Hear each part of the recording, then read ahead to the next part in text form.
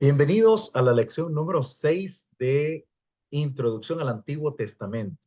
Para mí es un placer enorme compartir con ustedes este módulo de estudio y bien sea que ustedes estén viendo en vivo esta transmisión o bien lo puedan ver a través de la plataforma de YouTube donde se desarrolla esta serie de lecciones que consideramos de gran valía para el estudiante de la Biblia, para el conocedor del Antiguo Testamento, para los profesores, y esperamos esto pueda estimular al estudiantado, a todos los hermanos de EBS Internacional, pero también a aquellos hermanos que puedan entrar de forma paulatina a nuestros estudios, que puedan entrar de forma periódica a los videos y espero que ustedes también se estimulen a ver las otras clases, otras materias que sean de interés para ustedes. Vamos a comenzar con la presentación de hoy. Promete ser una lección sencilla, práctica, interesante y donde necesitamos tomar muchas notas. Vamos a empezar con una síntesis de las tres eras de la Biblia. Tres eras según la Biblia. Vamos a empezar con este proceso histórico donde se describen de forma clara y contundente las tres eras en las cuales se van narrando los acontecimientos bíblicos. Esto nos va a permitir a nosotros, por ejemplo, entender de una forma histórica, de una forma geográfica, estos hechos concretos de la narrativa bíblica. El primer apartado inicia desde el Génesis hasta la ley que se describe en el monte Sinaí. O sea que de Génesis 1 hasta Éxodo 20 abarca la edad patriarcal, la era de los patriarcas, la era donde no existe más sacerdocio que el de los padres, donde son los padres los que cumplen la función de sacerdote, de juez, de líder, de rey, de monarca. Ellos cumplen el rol de liderazgo. Es una ley directa de Dios hacia los padres y de los padres a los hijos. Por esa razón, en esta narrativa vamos a encontrar dos perspectivas de forma clara. Le pongo un ejemplo. ¿Quién funciona como juez en tiempo de los patriarcas? Abraham. Porque en el momento que Dios le dice a Abraham que va a destruir la ciudad de Lot, donde está Lot, su primo, entonces le dice que él va a eliminar a la ciudad, va a hacer descender fuego sobre ella con azufre. Y entonces esta ciudad, tanto Sodoma como Gomorra, van a ser ciudades destruidas. Es en ese momento que funciona como juez interventor, como una suerte de juez, y le dice a Dios, Señor, pero si hubieran cinco justos, ¿recuerdan eso de Abraham? Esto trata de humanizar a Dios. Esta es una parte narrativa muy curiosa porque le dice Dios a Abraham, si hubiesen 40 justos, yo los perdonaré. Señor, pero si hubieran 35 justos, si hubieran 30 justos, pero con 20, Señor. Señor, pero si hubiesen 10 justos, no había ni 10 justos en la ciudad. De ahí la función de juez, de líder, se ve claramente en Abraham y en Lot. Pero por otro lado tenemos la noción sacerdotal que vemos en el mismo Abraham, en el capítulo 22, del versículo 1 en adelante, cuando se va a gestar el acontecimiento histórico. Yo no sé si se los comenté en las primeras lecciones de Génesis 22, que en Génesis 22 se da un acontecimiento trascendental donde Dios pone a Abraham en la posición de un sacerdote y van a sacrificar a su hijo, a Isaac. Pero este acontecimiento es tan trascendental que para el sacrificio se tarda 3 días y que en ese sacrificio Dios lo que quería enseñarle a Abraham es que él es distinto a los dioses paganos, de que él es distinto a los dioses de las tierras cananeas donde habita el Jebuseo, el Heveo, el Gergeseo, el Filisteo, el Cananeo. Dios no es así. Dios no permite que entreguemos, Dios no permite entregar a los hijos de los hombres en sacrificio, porque eso solamente lo hacían los dioses paganos como Moloch, como Kium, como los dioses paganos de tiempos antiguos, ancestrales. Por eso la primera etapa va a abarcar desde Génesis 1 a Éxodo 20. La segunda etapa es conocida como la era mosaica, la era de Moisés o la era judaica. Vamos a conocerlas de esa manera. Ley mosaica, ley judaica o ley de Moisés. Esta abarca de una forma amplia, de una forma profunda, desde la inserción de la ley en Éxodo 20 hasta Hechos capítulo 2. Va a abarcar gran parte de la historia, prácticamente va a abarcar todo el Antiguo Testamento, a excepción de Génesis, y luego posteriormente va a darse otros acontecimientos. Ahora bien, um, tenemos la primera etapa, la ley de la ley primaria, o sea, la era patriarcal, la era mosaica, y la tercera etapa aparece después de el sacrificio de nuestro Señor Jesucristo en la cruz y en la celebración del día de Pentecostés, eh, cuando se cumplen los 50 días, de ahí deriva del griego Pentacosta, que se traduce por 50 días después de la Pascua, es donde inicia la edad cristiana. En la narrativa bíblica, recuerden que el Apocalipsis cierra el telón. Bueno, Apocalipsis o San Juan, que se fechan en etapas muy parecidas. El Evangelio según San Juan data más o menos del año 90 al 96, igual que Apocalipsis. Entonces, muy seguramente estas dos compiten en ser uno de los libros últimos del Nuevo Testamento. Entonces, de Hechos 2 hasta Apocalipsis, que es el último libro que tenemos en nuestro canon, entonces forma parte de la edad cristiana, pero esta continúa hasta el día de hoy. En otras palabras, seguimos viviendo la era cristiana. Eso es las tres eras de la Biblia. Primero, era patriarcal, la era mosaica, la edad cristiana. Esto lo estoy presuponiendo como que ninguno de ustedes supiera esto, pero yo sé que la mayoría de ustedes lo conoce, pero esto es importante que ustedes lo puedan manejar y enseñar, manejarlo, comprenderlo y enseñarlo, para que sea fácil para inducir a otras personas a conocer este tipo de etapas de la Biblia. Por eso las personas cuando quieren aplicar algo del Antiguo Testamento no entienden estas etapas de forma clara, no la identifican, no las pueden identificar, porque dicen es que la Biblia es una sola, es que el Antiguo y el Nuevo Testamento es escrito por Dios y por eso hay que leerlo igual. O sea, hay que entender bien cuáles son las diferencias entre el Antiguo y el Nuevo Testamento. Luego vamos a ver en qué se diferencian estos dos contenidos del Antiguo y Nuevo Testamento, pero esto será en lecciones posteriores. Seguimos con algo bien bonito que me parece que es fundamental tomarlo en cuenta. En la era patriarcal hay eventos importantes de naturaleza narrativa.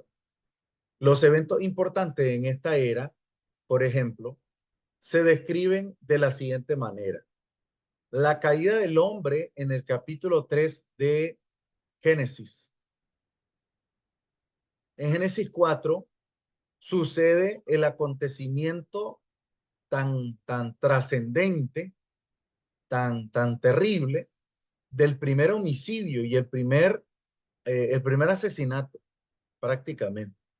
Un parricidio, es decir, el asesinato entre miembros que integran una misma familia, un mismo núcleo familiar. En Génesis 7, el primer juicio a nivel mundial, que fue a través del diluvio, ¿verdad? Génesis 9, el pacto de Dios con Noé. Génesis 11, el origen de los idiomas. Génesis 12, la promesa de Abraham. Génesis 19, destrucción de 4 ciudades. Génesis 37, José en Egipto. Génesis 46, Jacob y su familia en Egipto. Y origen del pueblo de Israel. Esto aparece ya en la narrativa de los hijos de Jacob. Los 12 tribus, los 12 príncipes, la descendencia directa de Jacob, y eso será prácticamente la narrativa. Pueden tomar una captura de esta imagen o bien pueden básicamente ver el video cuantas veces ustedes quieran. Tienen esa oportunidad. Los que van tomando notas o quieren tomar notas luego, tomen una captura y eso les facilitará mucho la toma de consideraciones. Las tres eras de la Biblia. La era patriarcal tiene una duración muy interesante. Desde Génesis 1 hasta Éxodo 19, en la península del Sinaí, donde se da estos hechos, estos acontecimientos, la duración básicamente abarca desde la creación de los días. Vamos a usar este término, la creación de los días como los conocemos hasta la salida de Egipto. ¿Por qué digo desde la creación y la dimensión de lo que nosotros conocemos como el día y la noche? Porque Génesis 1 es demasiado amplio como para poder determinarlo que Dios de la noche a la mañana lo hizo. Pudo haber pasado un tiempo muy largo, muy corto, dimensional, que no podemos determinar exactamente desde lo creado, desde lo primero creado, que fue el cielo y la tierra. No se puede determinar con exactitud más allá de los primeros 7 días de la creación.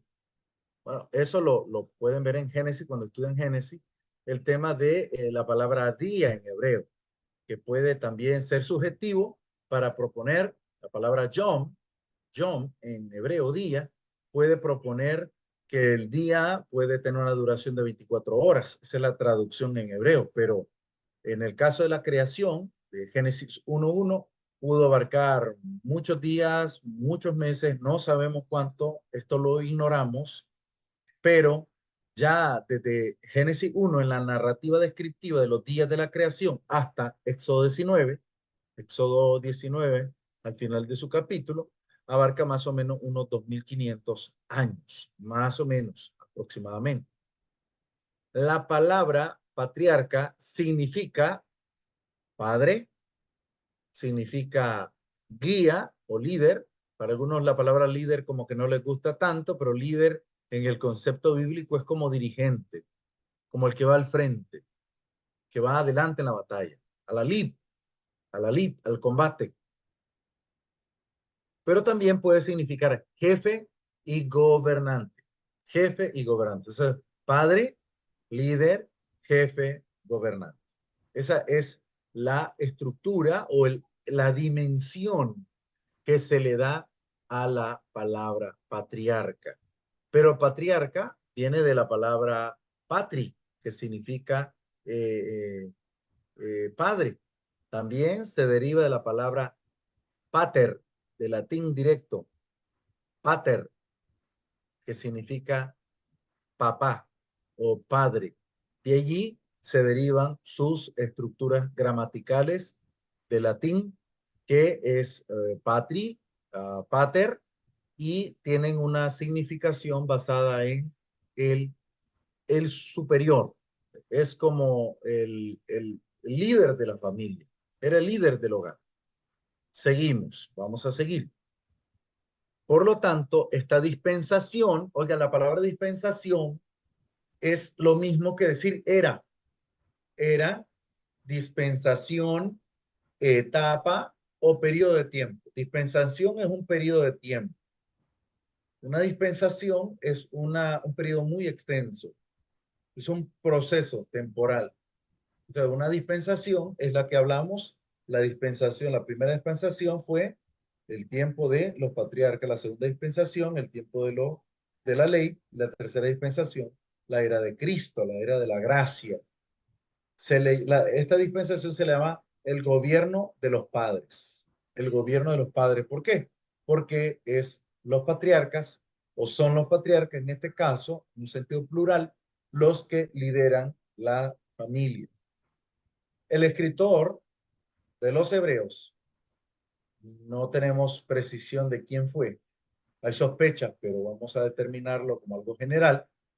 Dice que Dios, habiendo hablado muchas veces y de muchas maneras en otro tiempo a los padres por los profetas, en otras palabras, Dios usó el medio de comunicación a los padres, aunque este texto va más referido a los padres de Israel, a los padres de Israel. A los padres de Israel se le habló por medio de los profetas, pero también puede ser una alusión al patriarcado, primero los patriarcas, luego los profetas, ahora nos habla por medio de Cristo. En los postreros días nos ha hablado por el Hijo. Entonces, esto es prácticamente lo que está sellando la visión, está sellando la profecía. Está diciendo que Dios primero habló a los padres, luego a los profetas, ahora habla por medio de su Hijo. Por eso, cuando se da el bautismo de Jesús, cuando se sella al Santo de los Santos, cuando se sella la visión y la profecía, dice la Escritura que cuando Jesús estaba en su bautismo, dice que descendió del cielo en forma de paloma el Espíritu Santo, pero venía una voz del cielo, se oyó una voz del cielo que decía, este es mi Hijo amado en el cual tengo complacencia, a él oíd, a él oíd. Eso es parte del proceso de la enseñanza acerca de estas eras. La edad patriarcal, Dios hablando directamente con los padres de familia, tal es el ejemplo de Noé. Dios dijo pues a Noé, he decidido el fin de todo ser, porque la tierra está llena de violencia a causa de ellos. Y aquí yo los destruiré con la tierra, es decir, los voy a destruir. ¿Con quién habla Dios? Con Noé. Dios habló con Noé, pero ahora Dios no habla a través de quién, a través de su hijo. Primero habló con los hombres, con los padres, luego habló con los profetas, pero ahora usa de intermediario a su hijo, nuestro Señor Jesucristo, que él es el que nos habla de forma directa a través de su enseñanza. La gente construía altares familiares para adorar a Dios y sacrificaban animales.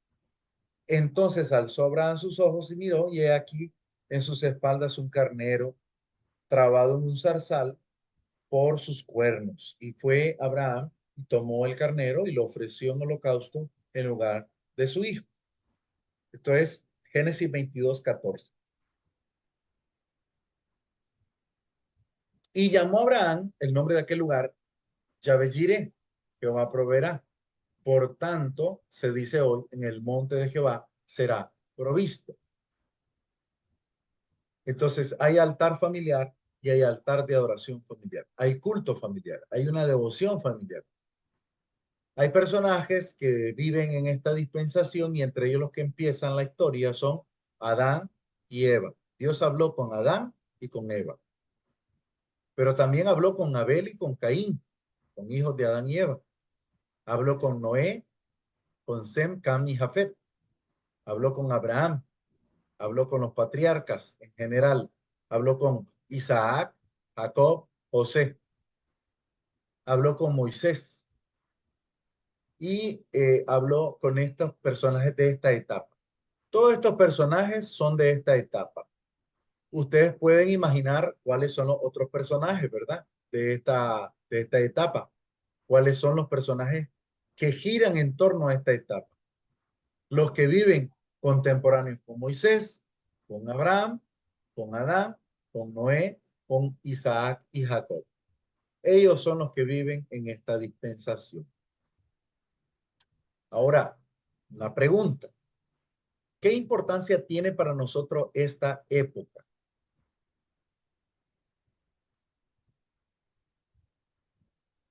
¿Qué importancia? ¿Por qué es importante estudiarla? El comienzo de todas las cosas se narra aquí. El principio de la creación, la tierra estaba desordenada y vacía, Y Dios dijo, sea la luz, y la luz fue hecha. Mire qué interesante este tema de lo interesante de esta porción histórica.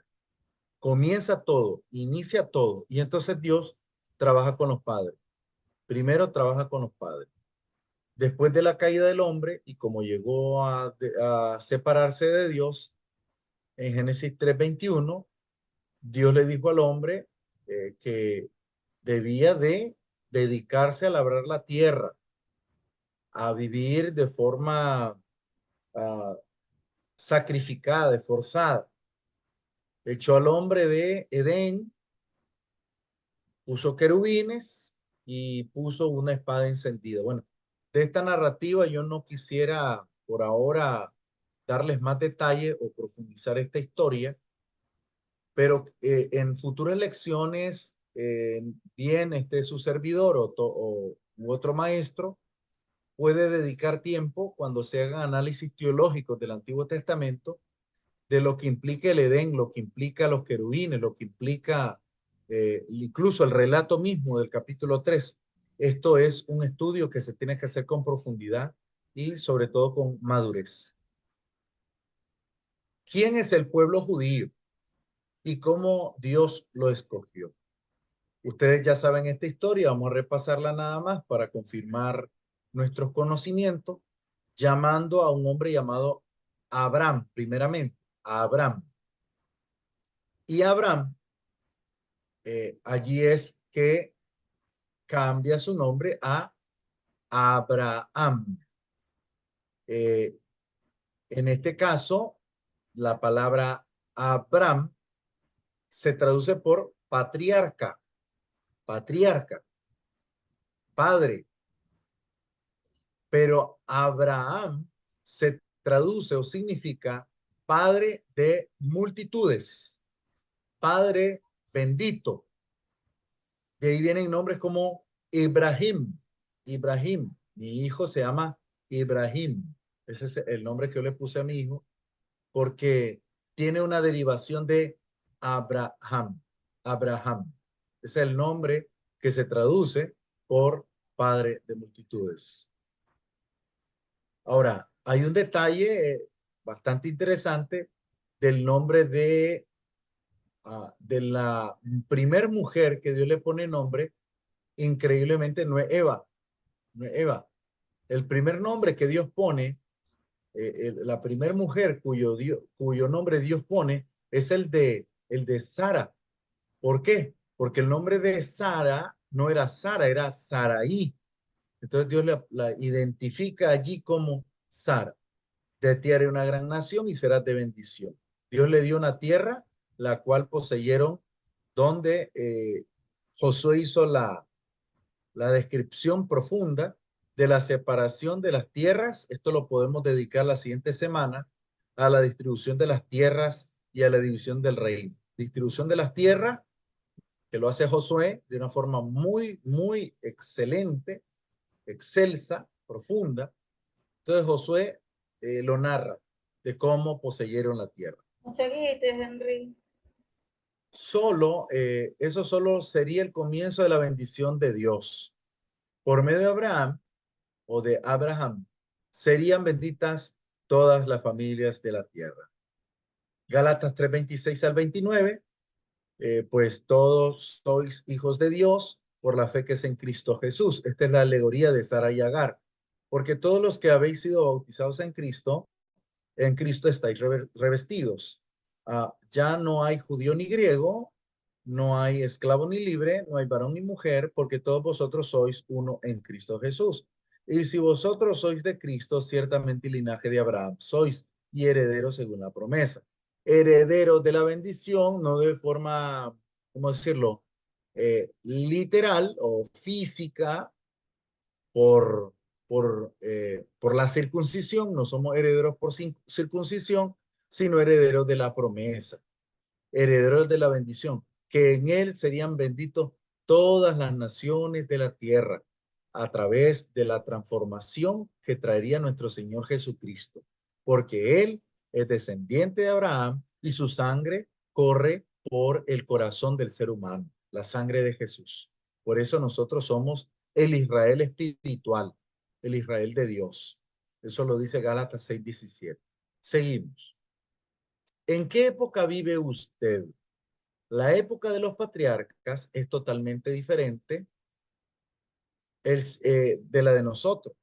Nosotros no somos guiados por patriarcas, somos guiados por Cristo, por su mensaje, por lo que le enseñó a los discípulos, por lo que le enseñó a los apóstoles. Por eso el sistema de oración es totalmente diferente. No es para nosotros los patriarcas, la dispensación de los patriarcas. Es distinto. Nosotros vivimos bajo la gracia de Dios. Vamos ahora a la era judaica o era mosaica. Se le da este nombre a esta era porque este periodo los protagonistas fueron los judíos, fueron los descendientes de la tribu de las 12 tribus de Israel. Particularmente, ya hablando de los hebreos y de los hebreos, los israelitas y los judíos, habría que distinguir bien a qué se refiere cada uno. Hebreos son los personajes contemporáneos, previos y durante y un poco después de Abraham.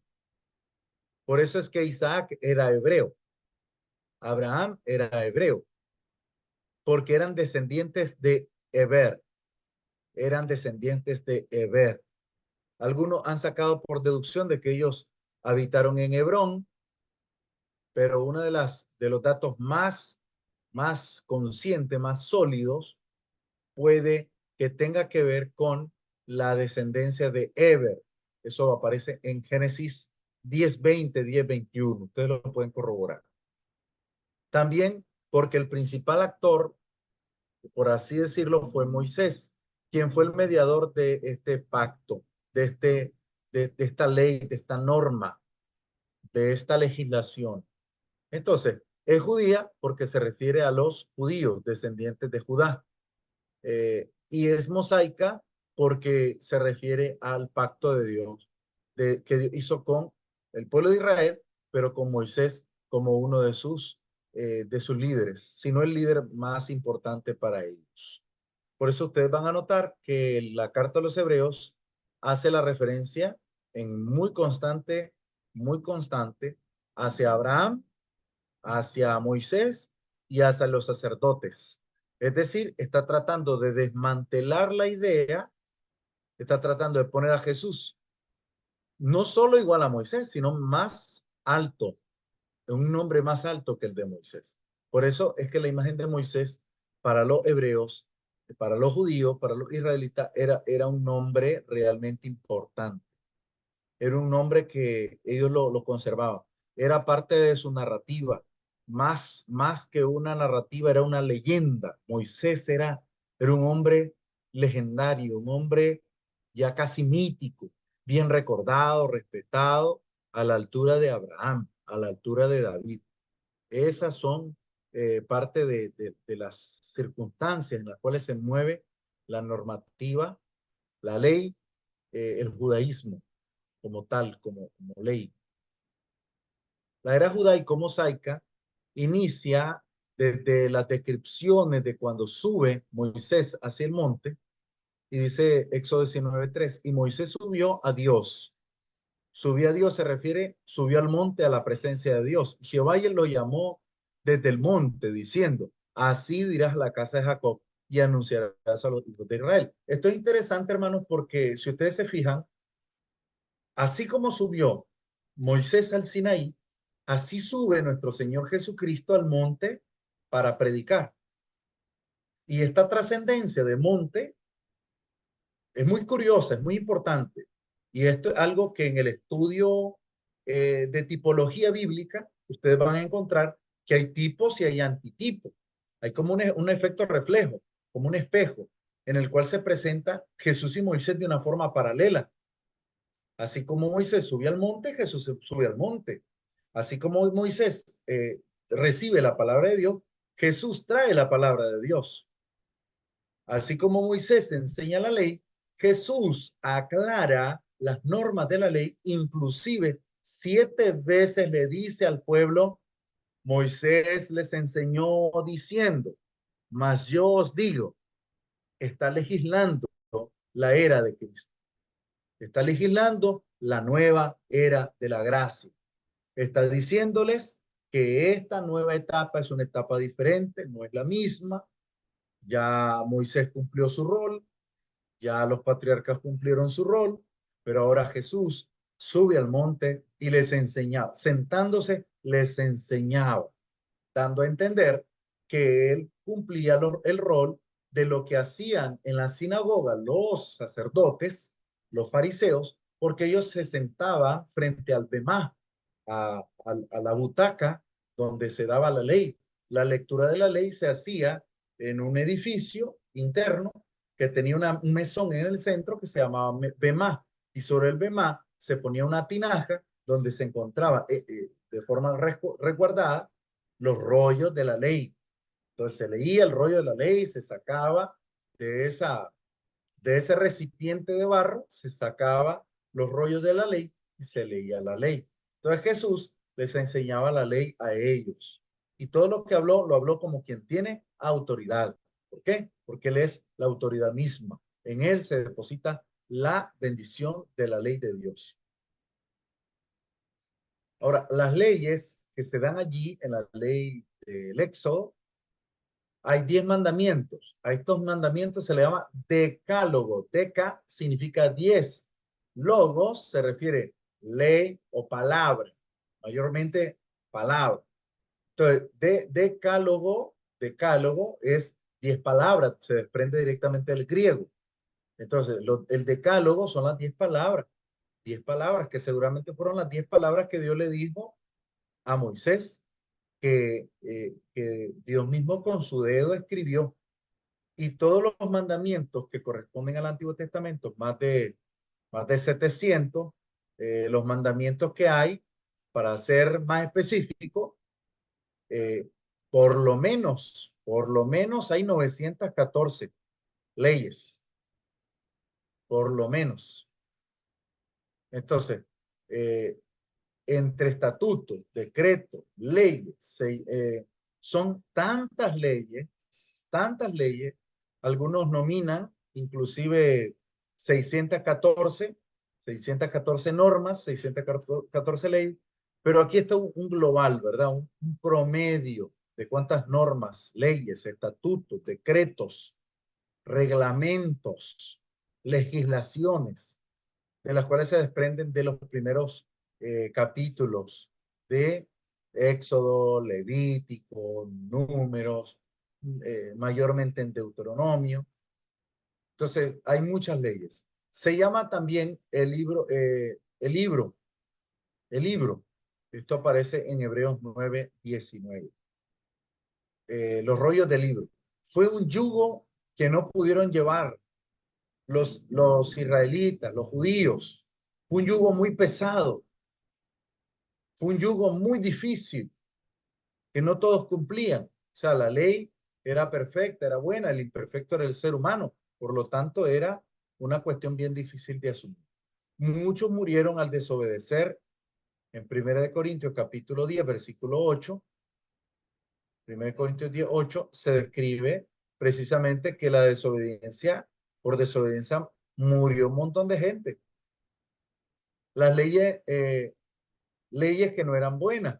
Esto aparece en Ezequiel 20:25. Si ustedes quieren leerlo, harían bien. Harían bien en leer Éxodo 19, perdón, Ezequiel 20:25. Esto es interesante, esto para que no lo hayan movido en algún momento, alguien que lea cuidadosamente, ¿verdad? Les puede agarrar movido. ¿Habían leyes que no eran buenas? Preguntará alguien, ¿verdad? Note usted lo que dice Ezequiel 20:25. Por eso yo también les di estatutos que no eran buenos y decretos por los cuales no podría vivir. ¿Por qué no eran buenos? Esta es prácticamente esto se le conoce en literatura bíblica como una ironía. una ironía. Le está diciendo a ellos, no le está diciendo que los estatutos eran malos, no. Le está diciendo, oiga, lo que dice el versículo 24 y el 26, porque no pusieron por obra mis decretos, sino que desecharon mi estatuto y profanaron mis días de reposo, y tras los ídolos de sus padres se les fueron los ojos. Verso 26. Y los contaminé en su ofrenda cuando hacían pasar por el fuego a todo primogénito. ¿Ya me están entendiendo lo que acabo de decir? Realmente realmente Yahweh, el Señor, el creador del universo, les pidió que ofrendaran a sus propios hijos, hermano. Les pidió que entregaran a sus propios hijos en ofrenda. No, no. Los contaminé con sus ofrendas cuando hacían pasar por el fuego a todo primogénito para desolarlos y hacerles saber que yo soy Jehová. Por tanto, hijo de hombre, habla a la casa de Israel y dile, así ha dicho Jehová el Señor, aún en esto me afrentaron vuestros padres cuando cometieron rebelión contra mí. En otras palabras, está hablando de forma irónica. Les está diciendo, bueno, si ustedes creen, fui yo el que fallé, le dice el Señor. Ay, perdónenme, yo fallé. Yo fui el que los mandé a adorar a Moloch. Yo fui el que cometí los errores con ustedes. Cuando el pueblo más bien no reconocía que Dios fue tan precioso con el pueblo. ¿Cómo fue Dios con el pueblo? Fue digno, fue honesto, fue transparente, fue limpio, fue puro. Le dio todo su amor, su comprensión, su apoyo. Nunca les desamparó. Les dio carne, les dio pan, les dio fuego para calentarse, calefacción, un calentón, un boiler, y les dio también una, una zona climatizada con aire acondicionado cuando una nube les refrescaba con una fresca brisa en las mañanas calurosas. O sea que Dios con ellos fue bueno en todo, pero ellos se descarrilaron. El tren se desbordó, se cayó, se salió del carril y eso hizo que vinieran tantas cosas en contra del pueblo. Era un pacto que no quitaba los pecados, solo cubría, o sea, no quitaba el pecado, pero los tapaba. Por eso era la propiciación. La palabra propiciar significa tapar. Entonces, Dios lo que hacía era poner la tapa de los pecados del pueblo y se hacían los sacrificios para tapar un poco, o sea, para enmendar un poco el pecado del pueblo. Pero recuerden que en ese momento no existe la palabra gracia, no hay gracia para Israel, no hay más que misericordia, no hay más que bondad de parte de Dios. O sea, el pueblo no hace algo por sí mismo, sino que necesita de becerro, de la ceniza de la becerra, necesita de la carne de los machos cabríos para poder ofrendar. O sea, que la gente entregaba algo que ni siquiera era de ellos, que tenían que comprar físicamente. O sea, que su ofrenda la compraban afuera del templo para poder hacer el sacrificio. En otras palabras, no era algo que a ellos les costaba más que dinero. Por eso ellos tapaban sus pecados. Pero Cristo lo que hace es limpiar los pecados. Él sí puede limpiar los pecados. Él purifica y él llena el corazón de un arrepentimiento, toca el corazón para un arrepentimiento y él realmente tiene la capacidad de ayudarnos a limpiar ese pecado. Habían leyes que no eran, leyes que eran contrarias, es decir, que habían normas que se oponían entre sí.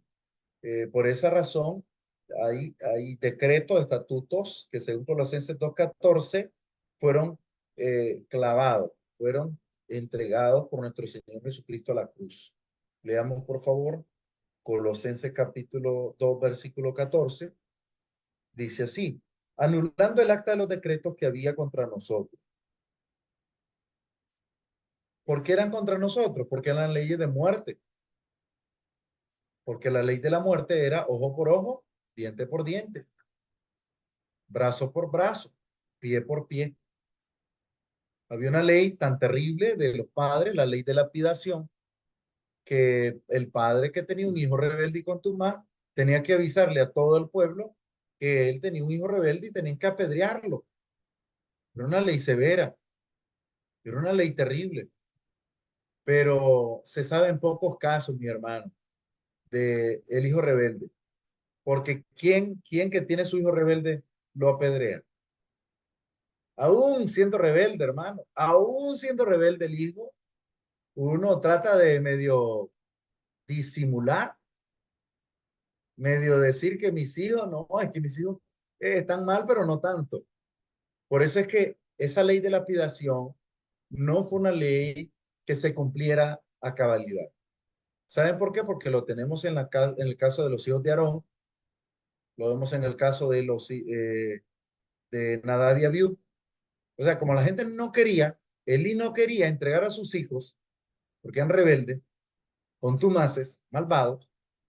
El ejemplo bíblico es, bueno, si no lo haces tú, lo haré yo. O sea, si tú no corriges, voy a corregir yo, dice el Señor. Por eso es que aparecen ese tipo de disciplina. Pero realmente esta disciplina era para meter en miedo a los hijos, que los hijos fueran honestos, que los hijos trataran de vivir correctamente. Ese era el propósito de esa ley. La adoración, había naturalmente sacrificios de animales, había alabanza con instrumentos de música. Esto aparece segunda de Crónicas 29-25. En segunda de Crónicas 29-25 hay una palabra bien interesante para que no los toque movidos cuando vayan a estudiar esta porción.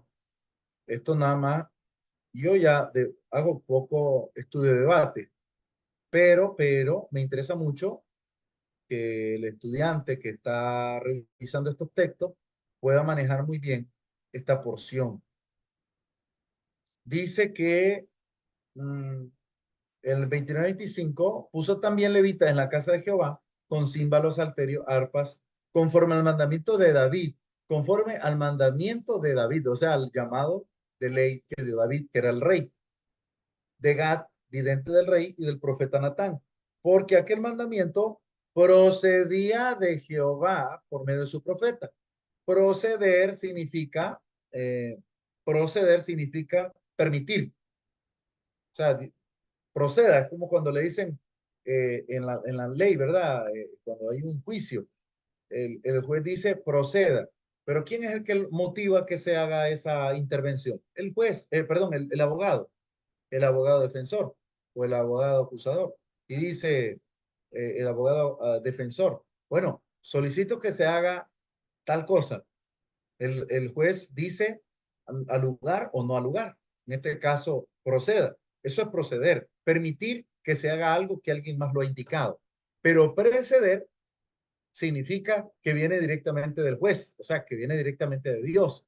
El texto no dice que precede de Jehová, solamente dice que procede o procedía de Jehová. En otras palabras, que Dios lo permitió. Sí, lo permitió.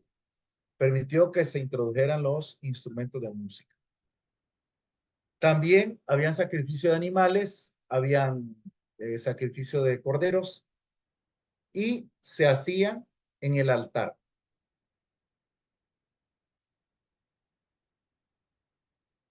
Celebrando las tres fiestas en el Éxodo 23. Tres fiestas en el año. Habían tres fiestas muy comunes: la fiesta de los tabernáculos, la fiesta del Yom Kippur y el Hanukkah. Eran fiestas muy tradicionales. Pero, había muchas otras fiestas, 7 fiestas que eran muy importantes para el pueblo. Esta me gustaría que ustedes lo investiguen, que ustedes presenten una investigación de las 7 fiestas de los israelitas. Tomen nota de esto. 7 fiestas de los israelitas. Yo se los voy a poner en el grupo de Telegram para que no se le olvide. Por si alguien no entró a la sala, si alguien no estuvo en la clase, entonces vamos a ponerle eso al final de la clase. Muy bien. Seguimos, no nos vamos a quedar ahí. Los ministros de Dios son los levitas, son los sacerdotes, el sumo sacerdote y los profetas. En el pecho del sacerdote, el sumo sacerdote, había con un pectoral, y en el pectoral habían 12 piedras que él tenía, y se dice que detrás, o sea, entre esta pieza de donde se ponían las piedras, de ónice, berilio y otras más, había dos piedras llamadas Urim y Tumim.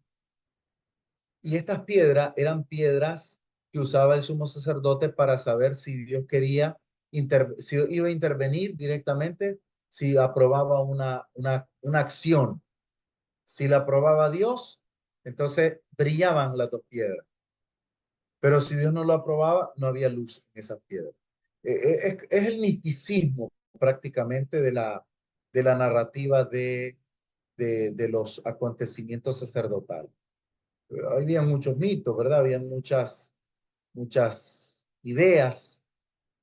También se sabe que los sacerdotes tenían campanillas en su ropa, porque si ellos entraban como sacerdotes, entraban al Kadosh Kadoshim, que es el lugar santísimo, el Sacto Sactorum, era el lugar santo y el lugar santísimo. Si entraba al lugar santísimo en pecado, entonces moría inmediatamente.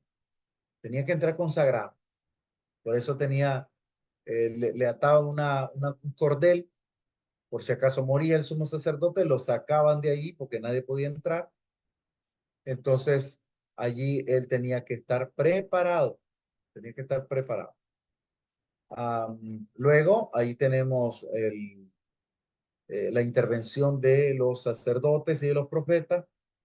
Y en la era mosaica, pues tenemos también una forma de gobierno muy curiosa. Al principio el pueblo fue guiado por Moisés, quien fue un profeta. Luego lo lideró Josué. Muertos ambos, nombraron jueces en Israel. Se nombró jueces, entre los cuales destacan Sansón, una fuerza mítica, una fuerza legendaria, una leyenda viva, una cosa ya casi de ficción, ¿no? Una narrativa bien curiosa, en la cual hay un tipo fuerte, un tipo hábil, hay otro juez que mata a 300 personas con una aguijada de buey. Hay otro que con la cabeza de un burro. Entonces, son narrativas legendarias que se van describiendo para darnos a entender qué tan importantes eran los personajes de Israel. Muertos ellos, nombraban jueces, y luego de ellos mismos, el mismo pueblo, pidió reyes. Pero nadie sabe lo que pide, ¿verdad? Hasta que lo tiene. Nadie sabe lo que pide. La gente pide, quiero a tal persona, quiero que en un país dirija a tal persona, pero nadie sabe a quién pone hasta que lo vive. Por lo tanto, Dios les nombró reyes a través de la unción que brindara el último de los jueces, que fue Samuel. Entonces, Samuel cumplió la función de juez y profeta, y entonces él nombró como rey primeramente a Saúl, luego a David y luego a el mismo David. Hay un rey, no sé si ustedes han escuchado esta historia, pero el primer rey, oiga bien esta intervención, no se confunda. El primer rey en Israel, en Israel, fue Saúl, pero dentro de Israel hubo otro rey antes de Saúl. Esto le voy a dar esta idea para que ustedes la vayan analizando. Y es que había un rey en Jerusalén llamado Jehú.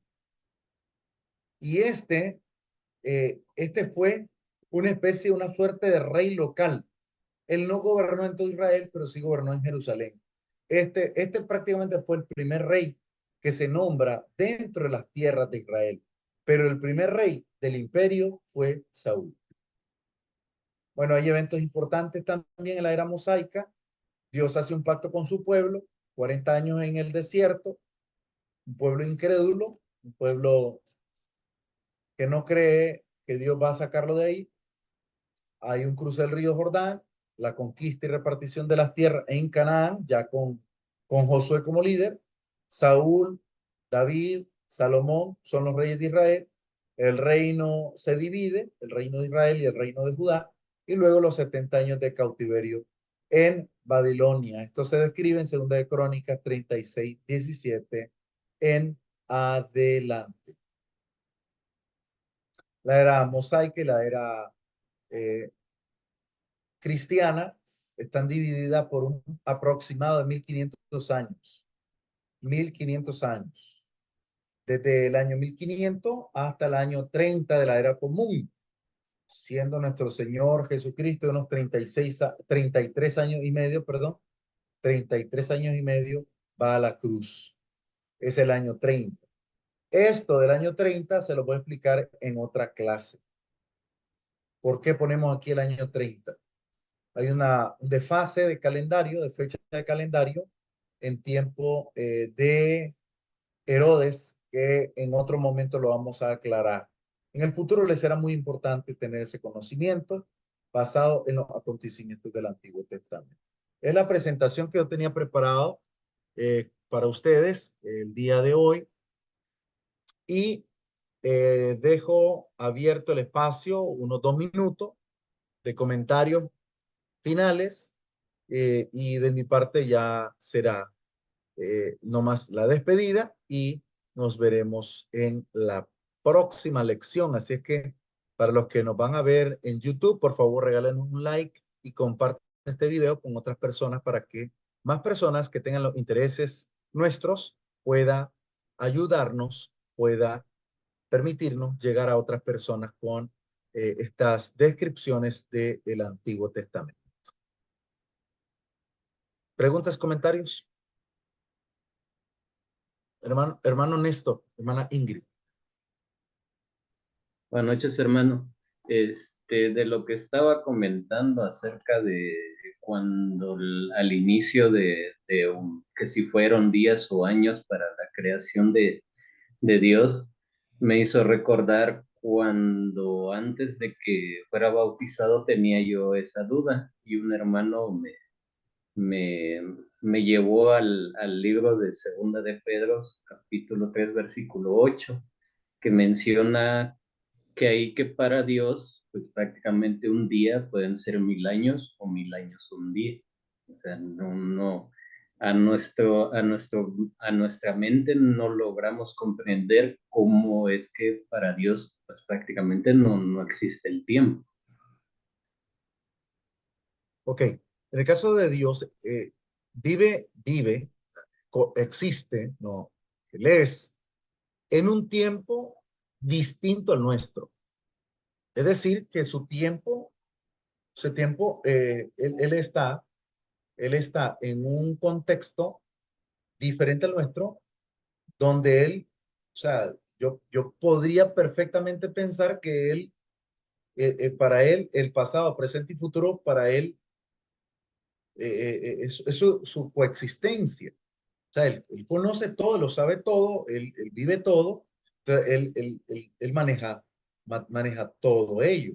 Por lo tanto, cuando hablamos de la creación, podremos inquietarnos y podríamos considerar inclusive que primer acontecimiento de la creación pudo haber durado muchos años, o pudo haber durado un día, o pudo haber durado cientos de años.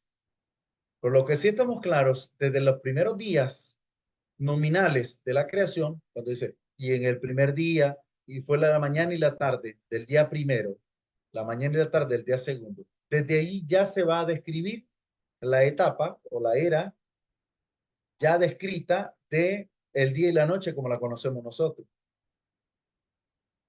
Por esa razón, para nosotros, esto es el inicio del proceso de la creación. O sea, ese sí es el proceso, esa es la etapa que abarca la descripción narrativa que hemos hecho del Génesis 1, desde que se nombra día y noche del día primero. De allí en adelante, sí podemos estar conscientes que son días literales, por la palabra Yom, que se traduce por día.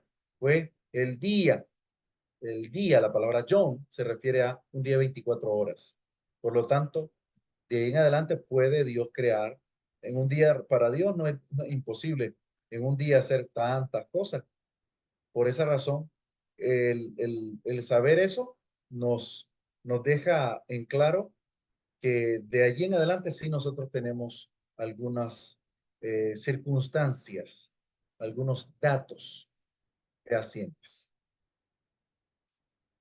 Hermano Raúl, hermana Débora. También cuando en el versículo 18 del Génesis 2 dice, y dijo Jehová Dios, no es bueno que el hombre esté solo, le haré ayuda idónea para él. Pienso yo que eso no fue de la noche a la mañana. O sea, transcurrió un tiempo. Antes Dios le había creado las plantas, los animales, y le dijo administrar, le dijo, eh, vos vas a ser el administrador, pues, ¿verdad? La persona que va a dirigir esto. Y de repente en el siguiente versículo dice, y Dios dijo que le va a hacer ayuda idónea. Me imagino que ahí transcurrieron muchos años. Por un lado. Por otro lado, a mí siempre, como dijo el hermano, antes de bautizarme yo pensaba que cuando Dios hace a la mujer, ¿verdad? Y está en ese, en ese momento, eh, Dios también ahí pasa un tiempo bastante grande y Dios dice, cuando pecan, ahora vas a morir. Entonces, debo entender o inferir que antes él no moría. O sea, era espiritual, ¿verdad? Porque hasta que él peca le dice, ahora vas a morir, ahora vas a comer con el sol de tu frente, ahora vas a parir con dolor a la mujer. Entonces, antes no era así, antes de eso, ¿verdad? Era Mire, espiritual. hermano Raúl está tocando temas que a lo mejor una clase aparte, o sea, una clase fuera de transmisión, podríamos tocar unos temas bien curiosísimos, a lo mejor y lo dejamos al final. Si ustedes entendieran, o sea, si ustedes percibieran la comprensión desde la literatura hebrea, o sea, si leyéramos el texto de forma original, nos quedaremos con la boca abierta. Les voy a poner un ejemplo. ¿Sabían ustedes que la palabra árbol, árbol, en hebreo significa consejo? Por esa razón, cuando leemos el texto y dice que no tomó el consejo de Dios, tomó el consejo del Satanás, entonces da la intención o da la impresión en el texto de que realmente tiene sentido. O sea, el hombre no quiso oír el consejo de Dios. Por eso pecó por no oír a Dios. Mire, hay detallitos ahí bien curiosos. Otro ejemplo, cuando dice el texto en Génesis 1:26, dice, varón y hembra los creó. No dice que creó al hombre y luego, no. Ese es hasta la descripción del capítulo 2 que se va narrando. Pero el texto en el capítulo 1, verso 26, 27 dice, varón y hembra los creó, o sea, los creó igual. Incluso los creó de forma simultánea. Ahora, algo que nos vuela la cabeza todavía un poquito más, corro con esto. La palabra costilla es muy interesante en el hebreo. La palabra costilla, ¿se acuerdan cuando yo les dije en lecciones pasadas que costilla no era costilla? Pues les voy a descubrir un misterio de la expresión en hebreo. ¿Sabían ustedes que el único animal, o sea, muchos o la mayoría de los animales de la creación tienen un hueso que el único ser creado, el único ser viviente creado que no lo tiene es el hombre. Y ese se llama el báculo de Adán. Ustedes investiguen en internet, ustedes para eso tienen acceso a investigar. Por esa razón, un docente tiene una gran bendición en esta época, que puede profundizar como quiera y el estudiante toma la opción de creer o no creer mediante su investigación. Pero lo interesante es que el báculo de Adán, la palabra báculo de Adán, también se conoce como el hueso peneano. ¿No han notado ustedes que algunos animalitos, los perritos, los gatitos, tienen un músculo en su genital que es un hueso sólido que se encaja en la en su unión natural entre ambos animales? Eso es curioso porque el ser humano no lo tiene, o sea, el hombre no lo tiene. Algunos investigadores, biólogos, han pensado que es muy extraño que el hombre no tenga eso. ¿Y por qué? Porque puede que tenga esto que ver con el hueso que le quitó Dios para la creación de Eva. ¿Y qué mejor forma de entenderlo que el hombre y la mujer son uno, literalmente? O sea, el esposo y la esposa, la pareja, son uno, son complementarios. No es que uno es más importante que el otro, sino que son uno, se complementan entre sí. Pero eso del báculo de Adán es curiosísimo, curiosísimo. Ahora, el hermano trataba otro tema, pero ese tema se pone un poquito más espeluznante todavía, que si Edén, o sea, Edén, Adán, Eva y Edén se convierte entonces, según la perspectiva hebrea, un evento casi mítico. ¿Por qué? Porque da una impresión como que Adán y Eva viven una vida diferente de lo terrenal. Pasan de un plano supraterrenal a un plano terrenal. Pasan de un plano a otro. Por esa razón es bien curioso. Ahora, la serpiente, interesantísimo. La serpiente entonces, aquí es como una historia bien curiosa porque el Génesis está narrado como que fuera para niños, literalmente. Porque son los niños los que van a aprender estas historias. Y es narrado así porque está tratando de describir hombre, mujer, Satanás, el inicio de la creación, el huerto, todo es hermoso, todo es precioso, todo es bello, pero ellos caen de la presencia de Dios, pecan, desobedecen y van a sufrir sus consecuencias, su pecado. Por esa razón, esta narrativa del Génesis es de las más interesantes. Se pone más curioso todavía luego cuando se habla uh, ¿cómo se llama? De los gigantes. Recuerda, los hijos de los hombres con los... O sea, ese tema se pone más interesante todavía porque ese relato es narrado como respuesta a las preguntas que hacían los hebreos. O sea, el Génesis es la respuesta a las inquietudes de la época.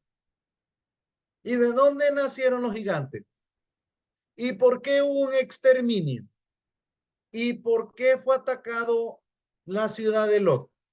Entonces, todas esas son las respuestas que se daban para la familia, para los hijos, para los jóvenes, porque así como ustedes, también los hebreos tenían sus preguntas, también tenían sus inquietudes y había que narrarles. Es por esa razón que los hijos de Dios, las hijas de los hombres, la idea hebrea era, o sea, la idea hebrea, la respuesta hebrea es, bueno, los gigantes son producto de una unión mítica ancestral entre ángeles y mujeres carnales. Pero para el estudiante avanzado sabe que lo material, o sea, el hombre material, no puede tener ningún vínculo con algo celestial, como un ángel. ¿Por qué? Porque los ángeles son incorpóreos.